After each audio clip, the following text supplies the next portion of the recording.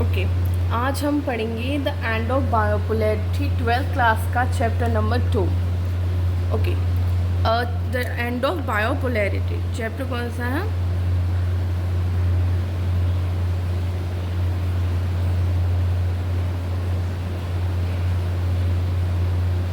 इस चैप्टर को पढ़ने से पहले आपको मेनली अगर अपना कॉन्सेप्ट अच्छा करना है तो चैप्टर 1 कोल्ड वॉर चैप्टर को पढ़ना बहुत ज़्यादा ज़रूरी है। ओके, मैं कुछ मतलब फर्स्ट चैप्टर है उसका कुछ इन्फॉर्मेशन या कुछ डिटेल एक्सप्लेन कर देती हूँ, थोड़ा सा एक्सप्लेन कर देती हूँ जिससे आपको सेकंड चैप्टर कनेक्ट करने में आसानी होगी। ओके, अगर हम बात करें 1939 से लेकर 1945 तक वर्ल्ड वॉर 2 चल रही थी। वर्ल्ड वॉर 2 चल रही थी 1945 से लेकर 1945 एंड 1991 में आपकी कोल्ड वॉर थी। ठीक है, तो 1940 कोल्ड वॉर चली थी बिटवीन दो कंट्रीज़ के बीच में, यूएसए एंड यूएसएसआर के बीच में। यूएसए वेस्टर्न और ईस्टर्न। ये वेस्टर्न जो यूएसए है वो वेस्टर्न ब्लॉक को, और जो यूएसए है वो ईस्टर्न ब्लॉक है। ठीक है, वर्ल्ड उस टाइम क्या था? बायोपोलर वर्ल्ड था। ठीक है, समझिए कि ऐसे ये वर्ल्ड है, इसको हम डिवाइड कर दें तो जो ये है वो हो गया यूएसएसआर और ये आपका हो गया यूएसए। ठीक है, इस वेस्टर्न ब्लॉक, वेस्टर्न और ईस्टर्न। ओके, जो अगर आइडियोलॉजी की बात करी जाए तो जो यूएसए है वो कैपिटलिज्म को मानता है, या कैपिटलिज्म इसकी आइडियोलॉजी थी। अगर यूएसएसआर की बात की जाए तो वो सोशलिज्म को मानता है। सोशलिज्म, कैपिटलिज्म को मानता है यूएसए की कैपिटल है कैपिटलिज्म। यूएसए की जो आइडियोलॉजी है वो कैपिटलिज्म है और जो यूएसएसआर की आइडियोलॉजी है वो सोशलिज्म है। यूएसए को फर्स्ट वर्ल्ड भी बोलते हैं और यूएसएसआर को सेकंड वर्ल्ड भी बोलते हैं। मैंने यूनिट 1 में या फिर आपके पहले यूनिट 1 में पूछा जाता कि सेकंड वर्ल्ड क्या है, व्हाट वाज सेकंड वर्ल्ड, तो सेकंड वर्ल्ड आपका यूएसएसआर है। ठीक है, और इसको मतलब जो यूएसए है उसको इसी कारण कैपिटलिस्ट वर्ल्ड भी बोला जाता है, कैपिटलिस्ट वर्ल्ड। और यूएसएसआर को बोला जाता है सोशलिस्ट वर्ल्ड।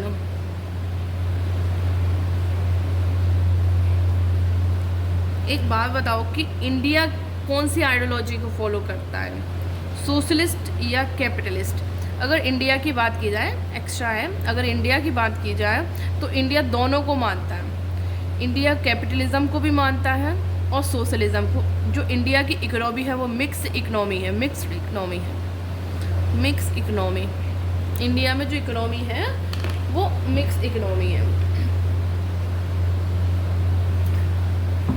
ओके, उसके बाद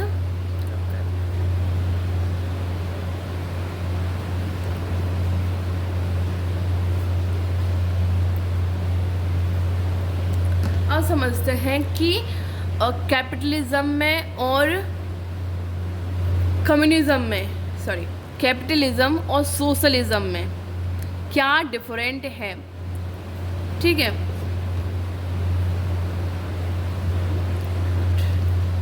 एक मिनट।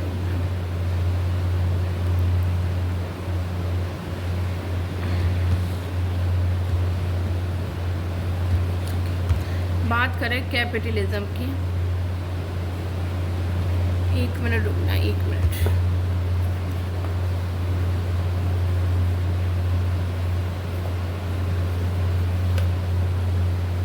अगर बात की जाए कैपिटलिज्म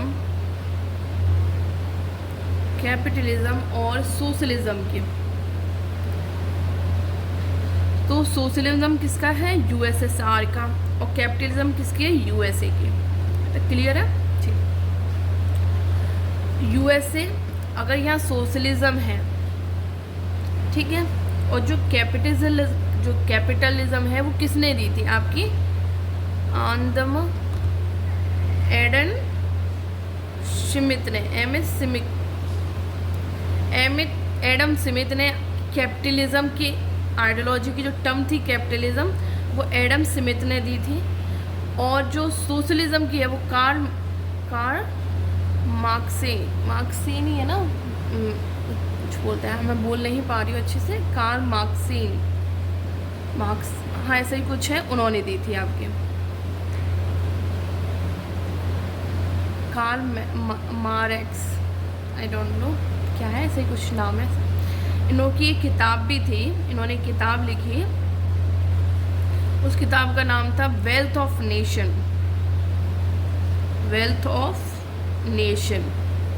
ठीक है। और इनकी एक बुक थी, इन्होंने लिखी थी 10 कैपिटल, ठीक है।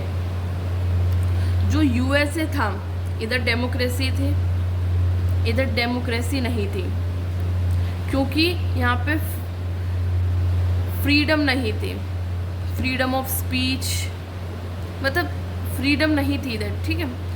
जो यूएसए था वो प्रो रिच था, प्रो रिच को सपोर्ट करता था, बट जो सोशलिज्म, जो यूएसएसआर था वो प्रो पुअर को सपोर्ट करता था। अगर इकोनॉमिक की बात की जाए तो ये कैपिटल में मानते थे, कैपिटल में मतलब गवर्नमेंट का कोई इन्वॉल्वमेंट नहीं है, एंड डू नॉट इन्वॉल्व, सारी चीज़ें प्राइवेट होंगी जिसमें गवर्नमेंट का कोई इन्वॉल्वमेंट नहीं है, मतलब ठीक है। इनकी थी ओपन इकोनॉमी, यूएसए की थी ओपन इकोनॉमी, और अगर यूएसएसआर की बात की जाए तो इनकी थी क्लोज इकोनॉमी। जो इकोनॉमी है वो कौन कंट्रोल कर रही है उसको, गवर्नमेंट, स्टेट उसको कंट्रोल कर रही है, स्टेट आए मतलब गवर्नमेंट उसको कंट्रोल कर रही है, मतलब कि गवर्नमेंट इनको इक्वल जॉब देगी, खाने को देगी, जो भी इनका रहन सहन है उसके लिए देगी, पढ़ाई के लिए देगी, हेल्थ के लिए, तो मतलब जो भी करेगी कौन करेगी, गवर्नमेंट करेगी, ठीक है। और इनकी क्लोज इकोनॉमी है, जो प्लान कौन करती थी, गवर्नमेंट के द्वारा ही प्लान की जाती थी। यहाँ पे वन पार्टी सिस्टम था, कहाँ पे, यूएसएसआर में वन पार्टी सिस्टम था, ठीक है। ये समझ में आया कि कैपिटलिज्म और अगर सोशलिज्म में डिफरेंस पूछ लिया है तो क्या होगा। कैपिटलिज्म यूएसए की ओपन डोर पॉलिसी थी, यूएसएसआर की क्लोज डोर पॉलिसी है। और जो यूएसए है वो प्रो रिच को सपोर्ट करता है, और जो यूएसएसआर है प्रो पुअर को सपोर्ट करता है। जो इकोनॉमी है वो प्राइवेट है, यहाँ पे प्राइवेट ओनरशिप है यहाँ पे। अगर यूएसएसआर की बात करें तो everything control by the government, जो भी इकोनॉमी है, जो भी कुछ है वो कौन कंट्रोल करता है, कौन प्लान करता है, तो उसको गवर्नमेंट या स्टेट करती है, ठीक है।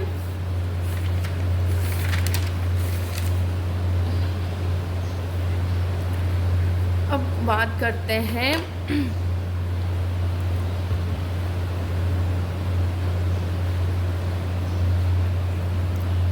द एंड ऑफ बायोपोलैरिटी में अगर बात करें,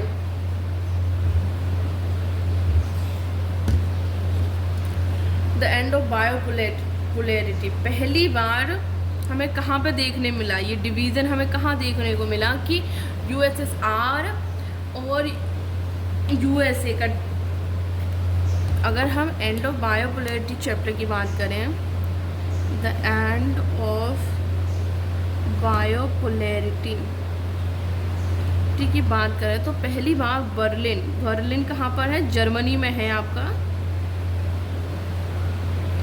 पॉइंट टू पॉइंट मतलब एक भी मैं एकदम आपको डिटेल अच्छे से समझा रही हूँ एज द एग्ज़ाम व्यू से, कहाँ से क्वेश्चन बनता है। तो बर्लिन वॉल से क्वेश्चन बन जाता है, ठीक है। तो बर्लिन वॉल जर्मनी का है, जर्मनी में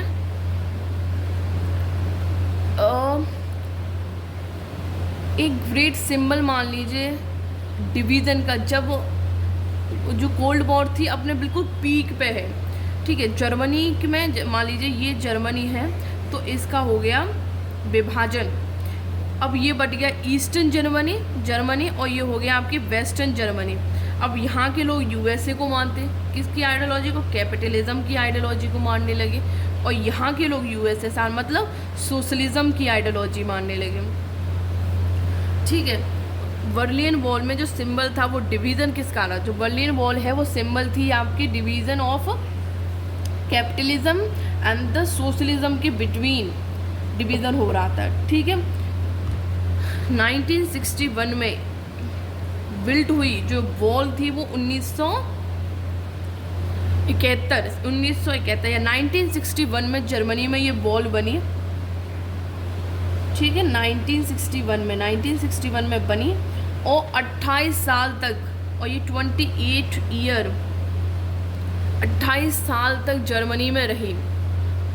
ठीक है, 28 साल तक जर्मनी दो पार्ट में डिवाइड हो गया, is a western Germany and the eastern Germany.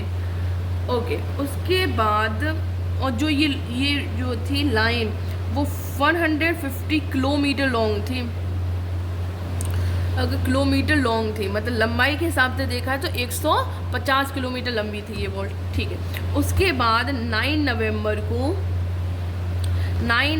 1989 को the people of Germany broken the wall. वहाँ के लोगों ने 9 नवंबर 1989 के वहाँ जर्मनी के लोगों ने इस वॉल को ब्रोक कर दिया गया, हटा दी ब्रो। और जर्मनी में तो ब्रो कर दिया तो किसका एंड हुआ। अब आपके मन में आ रहा होगा कि जर्मनी में फिर कौन सी आइडियोलॉजी मानने लगी, तो जर्मनी में आपकी कैपिटलिज्म फॉलो होने लगी और सोशलिज्म मतलब यूएसएसआर का एंड हो गया, मतलब यूएसएसआर ख़त्म जर्मनी से। अब किसका हो गया, यूएसए। अब यूएसए डोमिनेंस में आ गई, तो किसकी आइडियोलॉजी फॉलो हो रही है जर्मनी में, यूएसए की कैपिटलिज्म आइडियोलॉजी। तो ये पहला एक मान लीजिए, पहला सिंबल मान लीजिए जहाँ से यूएसएसआर की आइडियोलॉजी या यूएसएसआर का मतलब एंड शुरू हो गया। ठीक है, उसके बाद हम आते हैं कि what is Soviet system. Soviet system क्या है, सोवियत सिस्टम की बात करेंगे कि आपको सोवियत सिस्टम क्या है।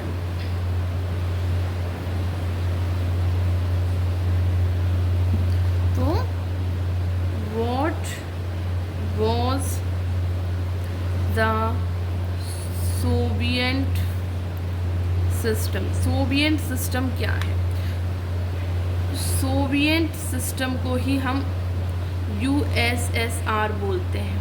अब यूएसएसआर क्या है, union of Soviet socialist Republic, जो कि इंस्पायर था, किससे इंस्पायर है ये, रशियन रिवॉल्यूशन से, रिवॉल्यूशन इन 1970। अगर हम रशियन रिवॉल्यूशन की बात करें बिफोर 1917 से पहले की बात करें तो रशिया में मोनार्की थी। रशिया में क्या चलती थी, मोनार्की चलती थी, मोनार्की। वहाँ के एक राजा थे जासर कुछ नाम था, जासर निशेष या जासर निकले करके एक राजा थे। उनकी एक वाइफ थी जो बड़ी उसमें मानती थी अंधविश्वास टाइप में, मतलब तांत्रिक वगैरह के पास। तो वो एक तांत्रिक के पास जाती हैं, रेस्पेक्ट, एक तांत्रिक के पास जाती हैं। अगर मोनार्की है तो सारी पावर किसके हाथ में होगी, किंग के हाथ में होगी। ठीक है, अब ये है, वो अपनी एक पार्टी बनाते हैं,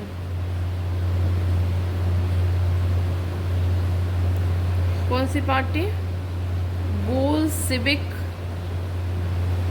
बोल्शेविक कम्युनिस्ट पार्टी।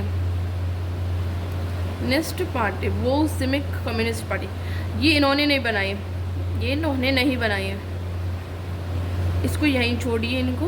हाँ, रशिया में एक पार्टी बनी बोल्शेविक कम्युनिस्ट पार्टी, जो कब फॉर्म हुई, 1912 में बनी, ठीक है। और इसके लीडर कौन थे इस पार्टी के, तो आपके थे व्लादिमीर लेनिन। व्लादिमीर लेनिन इस पार्टी के लीडर थे। ओके, ठीक है, व्लादिमीर लेनिन इस पार्टी के वो थे, लीडर थे। उसके बाद रशिया में रिवॉल्यूशन हुआ। रशियन रिवॉल्यूशन कब हुआ, 1970 में। रशिया में रिवॉल्यूशन कब हुआ, 1970 में।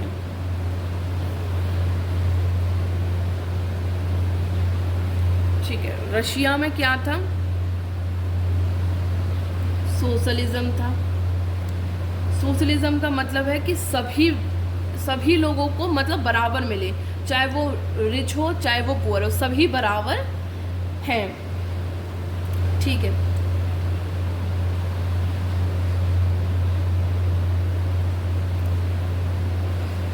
रशियन रिवॉल्यूशन क्यों हुआ, तो एंड मोनोपोली, मोनार्की को ख़त्म करने के लिए रशियन रिवॉल्यूशन हुआ 1917 में।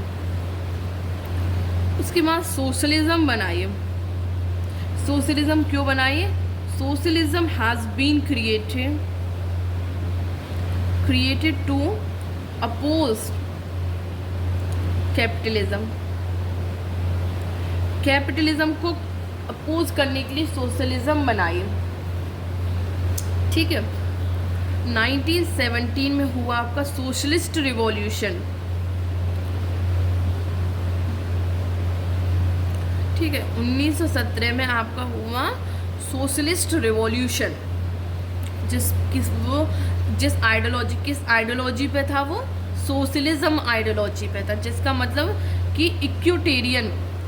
इक्वलिटेरियन सोसाइटी होनी चाहिए। इक्वलिटेरियन सोसाइटी का मतलब है कि सभी को समान अधिकार मिलने चाहिए, मतलब सब चीज़ बराबर मिलनी चाहिए, मतलब ऐसी सोसाइटी जिसमें सब बराबर हो, ठीक है। अगर 1939 से लेकर 1945 में आपकी चल रही थी कोल्ड वॉर 2 चल रही थी, ठीक है। इसमें अलाइड एंड एक्सिस था, ठीक है। जब आप चैप्टर 1 कोल्ड वॉर चैप्टर पढ़ेंगे तो उसमें आपको पढ़ाया जाएगा कि अलाइड और एक्सिस के बारे में, पर मैं भी अभी तुम्हें जनरली थोड़ी थोड़ी इन्फॉर्मेशन देती हूँ, जिससे आप जो सेकंड चैप्टर है द एंड ऑफ बायोपोलैरिटी उसको कनेक्ट कर पाएंगे। जो एंड ऑफ बायोपोलैरिटी चैप्टर है वो उसको पढ़ने के लिए मेनली आपको पहला चैप्टर इस कंपलसरी कि आपको पढ़ना पड़ेगा, ठीक है। क्योंकि जब अगर हम चैप्टर 1 की बात करते हैं कोल्ड वॉर की, तो इसमें वर्ल्ड बायोपोलर है, ठीक है। मतलब कि इसमें 2 सुपर पावर है, कौन सी है, यूएसए एंड यूएसएसआर।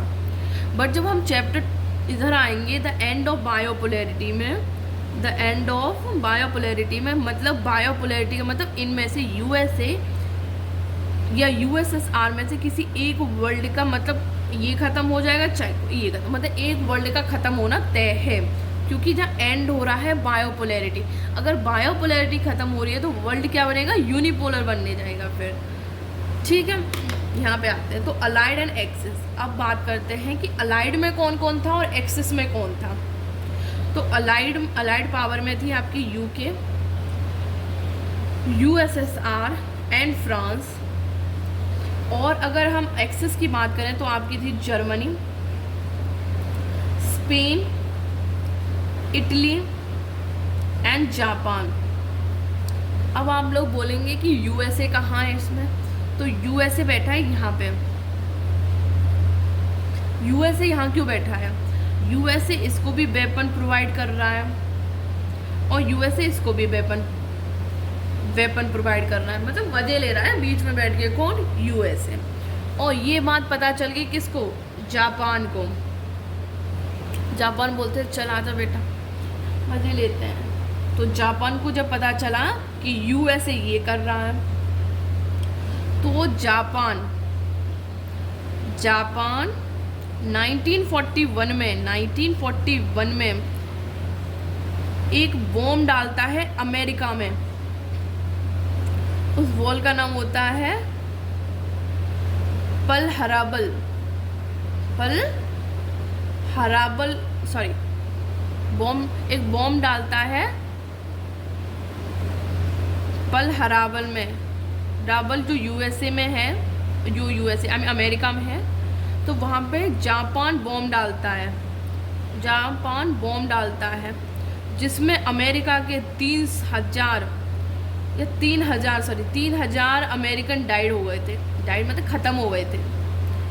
ठीक है, जब जापान को पता चला कि अमेरिका बीच में बैठ के मज़े ले रहा है, तो जापान 1941 में अमेरिका में पर्ल हार्बर नाम की एक जगह है, पर्ल हार्बर, वहाँ पे बॉम्ब डालता है। या इसको रहने दीजिए, आप पर्ल हार्बर को याद मत कीजिए, आई एम नॉट रिमेम्बर कि बॉम्ब का नाम है या शहर है, तो इसको आप भूल जाइए। ठीक है, जापान 1941 में यूएसए में बॉम्ब डालता है जिसमें 3,000 अमेरिकन ही ख़त्म हो जाते हैं। अब अमेरिका को गुस्सा आई, उसने बोला ले अब तो तू गया। ठीक है, अब ये है अलाइड और एक्स। जब जापान को पता चल गया कि ये अमेरिका ऐसे कर रहा है, तो उसने फिर बॉम्ब डाल दिया जिसमें कि अमेरिका के 3,000 लोग ख़त्म हो गए। अब गुस्सा आया किसको? स्पेन भी है। अब गुस्सा आया किसको? यहाँ पे जो यूएसए बैठा था। एक बात बताइए, पहले ये इसको वेपन दे रहा था, मतलब ये पैसों से खरीद रहे थे, उसको भी वेपन दे रहा था। जब जापान ने इसके ऊपर अटैक किया, अब यूएसए कहाँ आ गया? इधर आ गया, इस जॉइन को। अब यूएसए को जॉइन अलाइड में बन गया। पहले तो स्ट्रॉन्ग ये थी, पर अगर बाद में देखिए, अब जब यूएसए ने इसको ज्वाइन कर लिया तो एक्सिस हो गई स्ट्रॉन्ग पावर। मान लीजिए पहले तुम हथियार मान लीजिए किसी दुकान से आप हथियार खरीद रहे हैं पैसे देके, अब मान लीजिए पूरी की पूरी दुकान ही उठ के तुम्हारे पास आ जाए, तो मतलब कि अब यूएसए आ गया अलाइड की तरफ। ठीक है, अब समझाते हैं।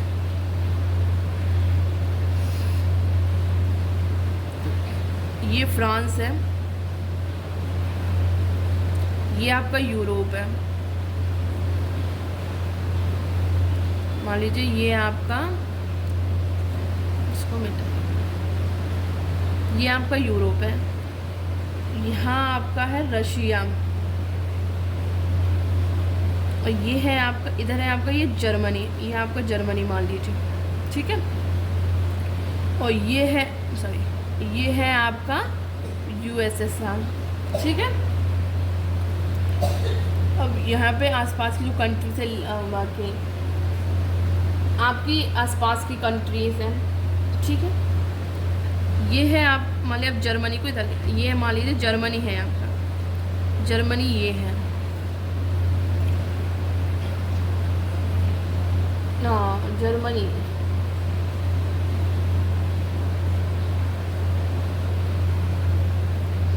अब एक क्वेश्चन बताइए कि उस टाइम जो जर्मनी का किंग था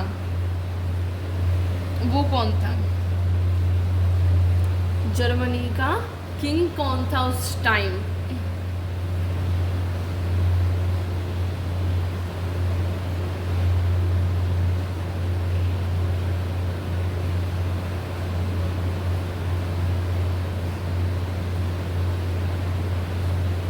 उस टाइम जो जर्मनी का किंग था वो था हिटलर। आपने पढ़ा था 1969 में, हाँ सॉरी, 1961 में जो जर्मनी था वो दो पार्ट में बन गया था, बर्लिन वॉल खड़ी हो गई थी यहाँ पे, बर्लिन पार्टीशन हुआ था, western Germany and eastern Germany. उस टाइम जो किंग था जर्मनी का वो था हिटलर। हिटलर यूएसएसआर पर हमला करता है, ठीक है। और जो जैसे जर्मनी यूएसएसआर की जो कैपिटल मॉस्को, तो हिटलर मॉस्को तक पहुंच जाता है। मॉस्को से 16 किलोमीटर दूर, मतलब वो जर्मनी मतलब यूएसएसआर में से सिर्फ 16 किलोमीटर दूर था। कौन? हिटलर, ठीक है। और उस टाइम जो यूएसएसआर का जो वो था लीडर, वो कौन था? जोसेफ स्टेलिन, जो हिटलर का भी बाप था, जोसेफ स्टेलिन, ठीक है। उसने क्या किया? अपनी आर्मी को ऑर्डर दिया, उसकी आर्मी को बोलते थे रेड आर्मी, रेड आर्मी, ठीक है। तो रेड आर्मी को ऑर्डर दिया, तो इस रेड आर्मी ने, और जो जर्मनी की कैपिटल है वो क्या है? जर्मनी की कैपिटल क्या है?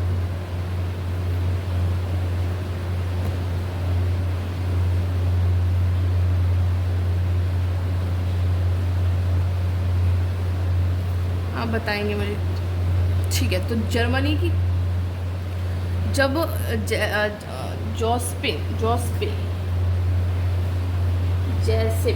जोसेफ या जैसे जो चाहे बोल लीजिए, जोसेफ ने जब अपनी रेड आर्मी को ऑर्डर दिया कि अटैक कर दो, तो इनकी जो रेड आर्मी ने उसने हिटलर की आर्मी को पीछे हटाया और जर्मनी को बना लिया अपना।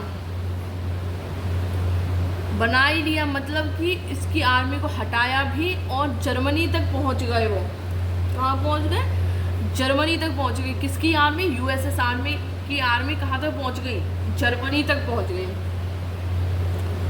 ठीक है। हिटलर ने मेनली सुसाइड कर लिया था और जो जर्मनी था वो यूएसएसआर का पार्ट बन गया। तो यूएसएसआर है वो 15 कंट्रीज़ का मिक्सचर है। यूएसएसआर में टोटल 15 कंट्रीज़ है। मान लीजिए यहाँ पे जब जर्मनी की ये जब जर्मनी है तो ये इसकी कंट्रीज़ है। तो जब बाकी जो कंट्री थी जो हिटलर ने उनको कैद कर लिया था, उनको आज़ाद कराया किसने? यूएसएसआर ने। सारी कंट्रियाँ अब खड़ी हो गई हाथ जोड़ के यूएसएसआर के सामने। फिर और जर्मनी कि हमें अपनी शरण में ले लीजिए, तो यूएसएसआर ने तो 15 कंट्रीज थी, 15 कंट्रीज का मिक्सचर है। कौन? यूएसएसआर, जिसका अगर सबसे जो लार्जेस्ट कंट्री की बात की जाए या सबसे बड़ी डोमिनेंस कंट्री की बात की जाए तो वो है रशिया। रशिया एरिया वाइज भी आज भी सबसे ज़्यादा लार्जेस्ट है। एरिया वाइज देखा जाए तो रशिया सबसे बड़ी भी है। और अगर 15 कंट्रीज़ में जैसे देखा जाए, USSR the mixture of 15 country, अगर 50 कंट्रीज़ में देखा जाए तो रशिया सबसे बड़ी है। जब बाद में डिसइंटीग्रेशन हो जाता है यूएसएसआर का तो रशिया एज अ सक्सेसर बनती है किसकी? यूएसएसआर की, ठीक है। यहाँ तक समझ में आया?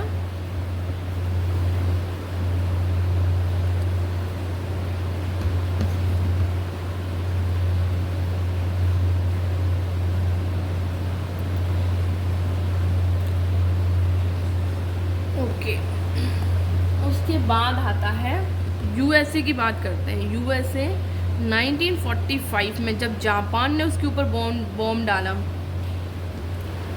उसके बाद यूएसए ने क्या किया? यूएसए ने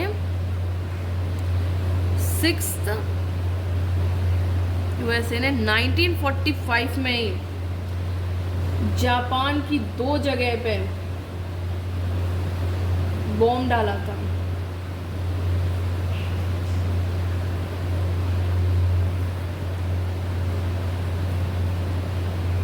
जिसमें पहला बॉम्ब उसने 1945 को कहाँ डाला? योगोजिफा नाम का एक शहर है जापान में, वहाँ पे किसने बॉम्ब डाला? यूएसए ने डाला बॉम्ब, और उस बॉम्ब का नाम है लिटिल बॉय के नाम से, लिटिल बॉय। ठीक है। और दूसरा बॉम्ब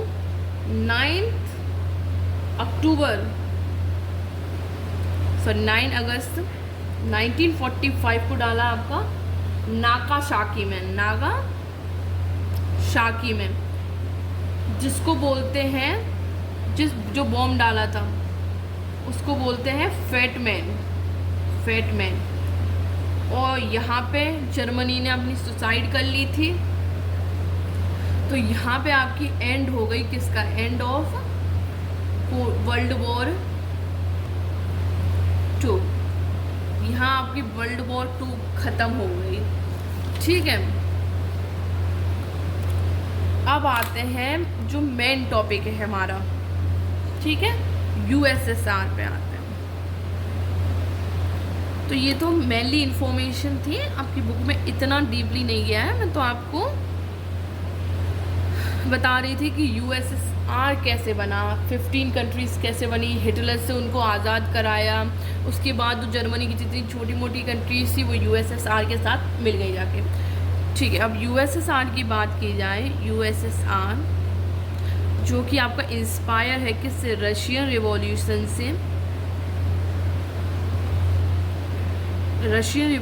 से इन 1917 में हुआ। किसकी? सोशलिज्म, इक्विटेरियन सोसाइटी, एग्लिटेरियन सोसाइटी मतलब everyone are equal है। ठीक है। जो यूएसएसआर है वो ग्रुप ऑफ 15 कंट्रीज है, 15 कंट्रीज का मिक्सचर है। अब आप पूछोगे जिसमें एशिया की कितनी कंट्रीज़ हैं और यूरोप की कितनी कंट्रीज़ हैं। अगर देखा जाए कि एशियन कंट्री की बात की जाए तो वो है 7, अगर यूरोपियन कंट्री की बात की जाए तो वो है आपकी 8।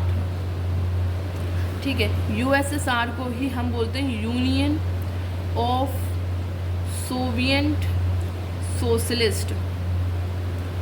ठीक है। अगर एरिया वाइज देखा जाए तो फ्रांस सबसे बड़ी कंट्री है, biggest country.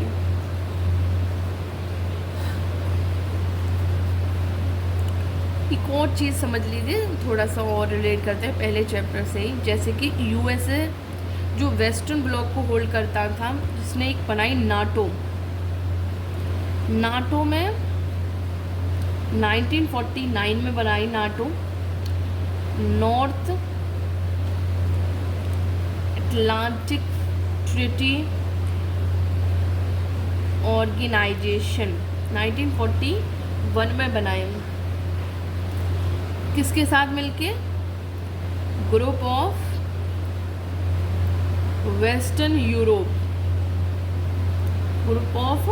Western European countries के साथ मिलके, group of western European country के साथ मिलके यूएसए ने नाटो बनाया। नाटो में टोटल 12 मेंबर थे। ठीक है। और नाटो को ही मिलिट्री अलायंसेस बोला जाता है। अब यूएसएसआर ने क्या किया? अब यूएसए ने तो अपना नाटो बनाया, तो यूएसएसआर ने अपना बनाया वार्सा पैक्ट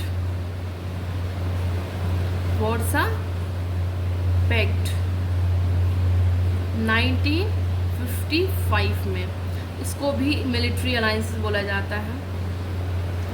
अब आप सोच रहे होंगे कि सिर्फ वार्सा पैक्ट ही क्यों बनाया?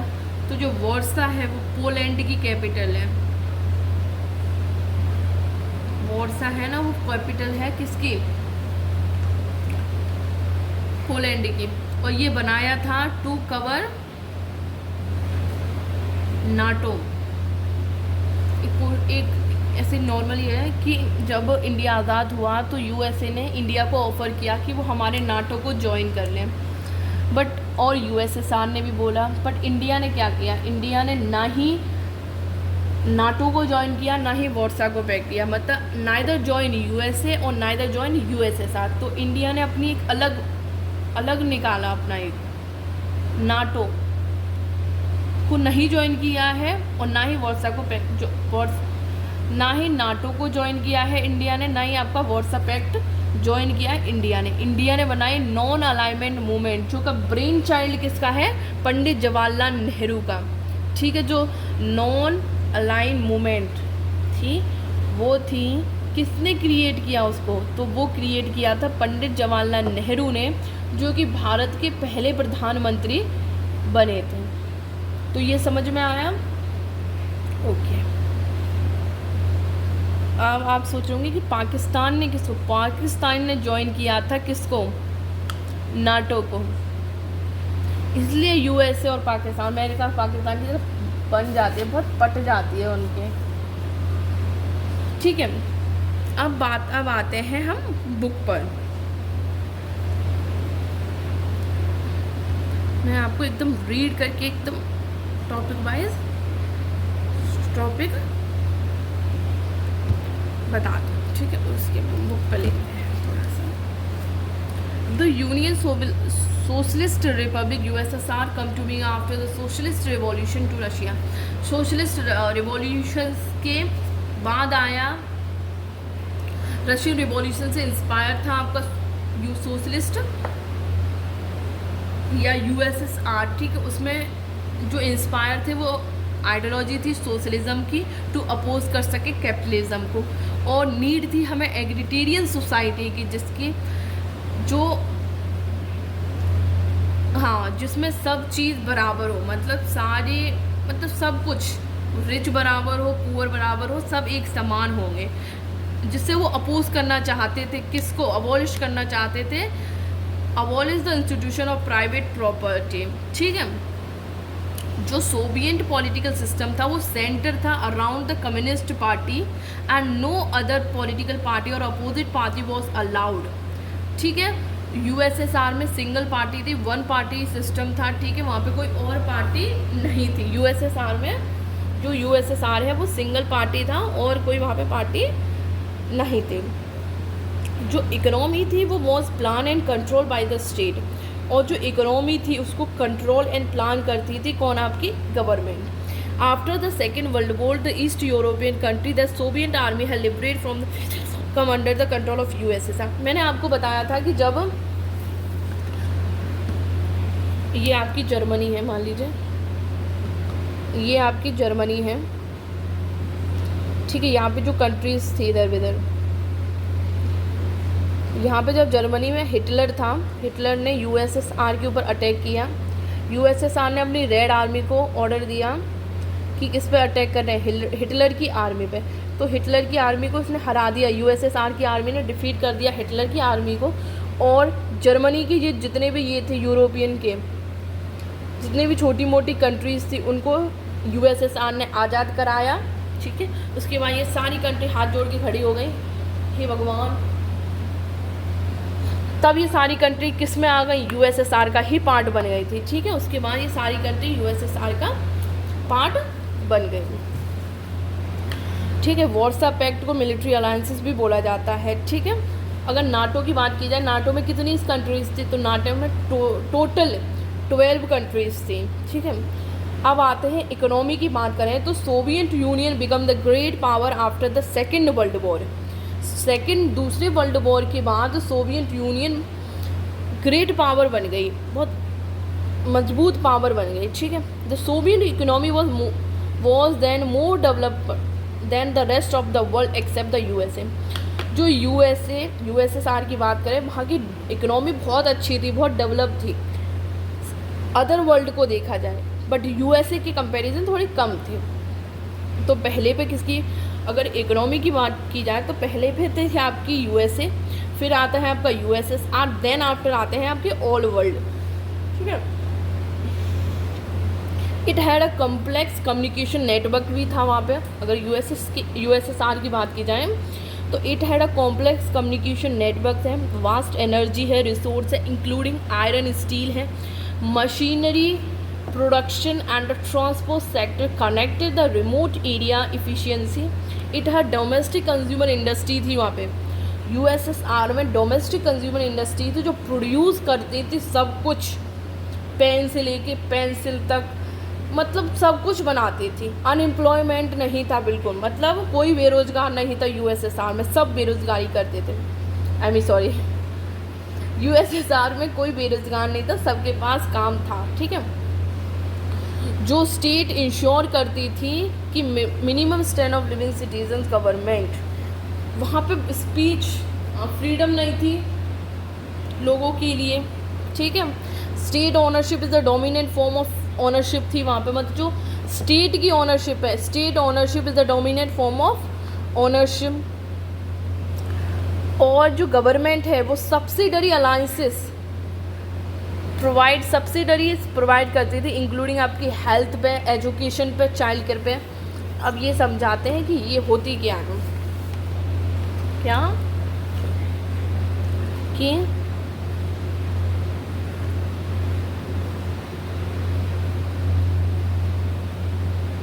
ये होती क्या है। मान लीजिए एजुकेशन की बात की जाए, एजुकेशन में आपने किसी बड़े कॉलेज में एडमिशन लिया तो आपको मान लीजिए 5,000 रुपये भरने हैं। ठीक है, तो गवर्नमेंट क्या करेगी, यहाँ आपको 2,500 रुपये दे देगी, तो 2,500 रुपये दे देगी आपको, मतलब आधा खर्चा कौन उठा रही है, आपका गवर्नमेंट उठा रही है। तो ये होता है सब्सिडरी अलायंसेस, सब्सिडरी होता है, अलायंसेस नहीं है, सब्सिडाइज है वो, सब्सिडाइज। ठीक है, अगर हम सोवियत सिस्टम की बात की जाए, अगर पॉलिटिकल में देखा जाए तो जो गवर्नमेंट थी बहुत ब्यूरोक्रेटिक एंड ऑथोरिटेरियन थी, making the life difficult for its citizens. Bureaucratic and authoritarian से समझ में आता है, मान लीजिए ब्यूरोक्रेटिक समझा। जब इंडिया में एलपीजी की रिफॉर्म्स इंडिया में इंट्रोड्यूस नहीं हुई थी, उससे पहले देखिए जैसे कि एसबीआई बैंक है, पहले एक ही बैंक हुआ करती थी। अब वहाँ पे मान लीजिए आप गए अपना अकाउंट बनवाने, आपने बोला भाई मेरा अकाउंट बना दीजिए, उसने बोला मेरे पास टाइम नहीं है, कल आना, पहला दिन। फिर आप दूसरे दिन गए, उसने बोला कि ये कागज़ बनवा के लाइए, आप वो कागज़ बनवा के ले आए। फिर तीसरे दिन गए, उसने बोला कि अभी मेरा लंच टाइम है, आप बाद में आना, तो ये। चौथे दिन गए, आपने 500 की पत्ती निकाली, ले आए और बना दिया इसे। मतलब अब यही है एक सिंगल पार्ट। आप क्या करोगे अब, अगर एसबीआई बैंक की है, मान लीजिए एक सिंगल बैंक है इंडिया भारत में, एक ही बैंक करेगी, आपको तो उसी के पास जाना है ना, उसी के पास बनवाना है अपना जाके। अब ये 500 को तो यहाँ करप्शन बढ़ने लगा, तो यही है कहाँ पे, यूएसएसआर में भी यही हो रहा है। वन पार्टी सिस्टम है यहाँ पे, एक ही पार्टी है, समझ रहे हैं ना। उसके बाद lack of freedom of speech, freedom नहीं है स्पीच की, बोलने की, एब्सेंस ऑफ फ्रीडम है, एब्सेंस ऑफ डेमोक्रेसी है यहाँ पे। Communist party one party system है। एक और कंट्री है जैसे चाइना में भी वन पार्टी सिस्टम है, यूएसएसआर में। चाइना और यूएसएसआर की आइडियोलॉजी सेम है, चाइना भी सोशलिज्म में मानता है और यूएसएसआर भी सोशलिज्म में मानता है। ठीक है, उसके बाद ये सब है, वन पार्टी सिस्टम है वहाँ पे। अनअकाउंटेबल गवर्नमेंट रिस्पॉन्सिबल, कोई रिस्पॉन्स ही नहीं दे रही है गवर्नमेंट। ठीक है, लाइफ बहुत डिफ़िकल्ट बना रही है, lack of speech, lack of democracy, lack of freedom है। ठीक है, ये हो गए आपके पॉलिटिकल कॉजेस। कुछ बात करी जाए, अगर हम मिलिट्री की बात की जाए, इन द आर्म रेस की बात की जाए, the army race the Soviet Union manage to match the USA for time to time. अगर आर्म रेस की बात की जाए तो यूएसएसआर यूएसए के साथ टाइम टू टाइम मैच कर रही है, but at a great cost. The Soviet Union lag behind the Western technology infrastructures. USSR army में तो यूएसए के बराबर है। मान लीजिए ये यूएसए है और ये यूएसएसआर है, ठीक है। इसके पास एटॉमिक बॉम्ब है तो इसके पास भी एटॉमिक बॉम्ब है, इसके पास ये हथियार है तो इसके पास भी यही हथियार है, ठीक है। मतलब आर्म रेस के हिसाब से दोनों पावर हैं। बट अगर टेक्नोलॉजी की बात की जाए तो यूएसएसआर यूएसए से बहुत पीछे है अभी। अगर इस टेक्नोलॉजी की बात की जाए तो यूएसएसआर से यूएसए आगे है, ठीक है। फूड इंपोर्ट एवरी ईयर, अब यूएसएसआर में इंपोर्ट बढ़ने लगा। डोमेस्टिक कंज्यूमर इंडस्ट्री थी कहाँ पे, यूएसएसआर में वो इंडस्ट्री थी जो सारी चीज़ बनाती हैं, मतलब कुछ इंपोर्ट नहीं करती, और यूएसएसआर सारी चीज़ें इंपोर्ट करता है, बाहर से ख़रीदता है। बट बाद में क्या हुआ कि जो इंपोर्ट है वो इंक्रीज़ होने लगा, एवरी ईयर इंपोर्ट इंक्रीज़ हो रहा है, ठीक है। इससे जो यूएसएसआर की इकोनॉमी है उसमें फॉल्टरिंग आ गया। 1970 में जो फॉल्टरिंग आ गया किस में, सोवियत इकोनॉमी में आ गया आपका फॉल्टरिंग क्यों आ गया, जैसे कि जर्मनी की कंट्रीज़ थी कि ये यूरोपियन कंट्रीज से लगी हुई हैं जर्मनी से, ठीक है। पहली बात तो जो यूएसएसआर है वो सबसे ज़्यादा पैसे आपकी मिलिट्री पे खर्च करने लगा, ठीक है। और सबसे ज़्यादा खर्चा किस पे करने लगा, यूरोपियन कंट्रीज़ पर। क्यों करने लगा कि इसको डर था कहीं यूरोपियन कंट्रीज़ हमें छोड़ के किससे ना मिल जाएं, यूएसए से, ठीक है। पहला तो ये मिलिट्री में ज़्यादा खर्चा, मतलब जितने मिलिट्री, न्यूक्लियस, आर्मी, वेपन, इन्हीं को मैनेज करने में आधा पैसा जा रहा है, और बचा कुछ अब पैसा ये जर्मनी में यूरोप में लगा रहे हैं, यूरोपियन कंट्रीज़ में, कहीं वो हमें छोड़ के ना चली जाएं।